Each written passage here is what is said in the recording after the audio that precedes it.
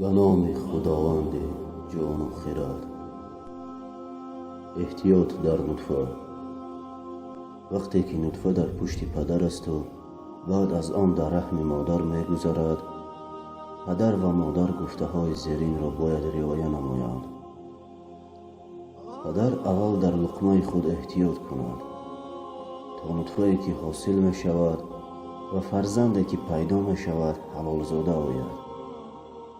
رسول خدا حضرت محمد مصطفی صلی الله علیه و سلم فرمودند که لقمه خود را پاک دارید، زیرا فرزندان شما از اثر لقمه های شما اند. در وقتی که فرزند در رحم مادر باشد، باید مادر او را از حرام و شبهه پرهیز فرمایند تا ثمره آن در نفس فرزند ظاهر گردد.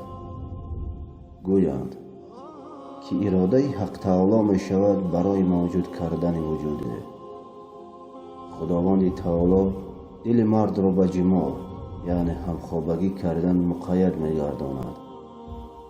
چون آب پدر از پشت و آب مادر از سینه بیرون می آید، آنجا که از این دو آب جمع شود بعد 40 روز به خون تبدیل می شود و بعد از 40 روز آن گوشت بسته می شود و بعد از 40 روز دیگر حق سبحانه و تعالی در آن گوشت استخوان می آفرد و صورت می بندد و رزق و اجل و سعادت و شقاوت او را فرشته می نویسد.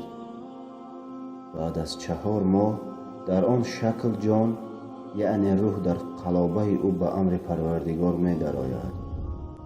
پس از راه ناف خون روزی وی می گردد، یعنی به واسطه خون غذای لازمه را آن کودک به خود می گیرد. اگر همه طبیبان جمع شوند، هیچ کودکی را از شکم مادر نتوانند بیرون آورد، چنانکه راه بیرون آمدن آدمی را خداوند جهان آسان گردانیده است.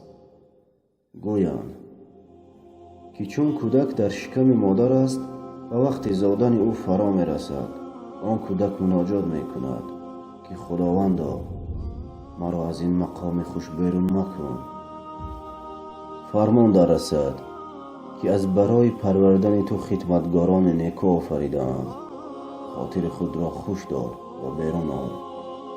در حقیقت پدر و مادر برای فرزند بهترین خدمتگارند.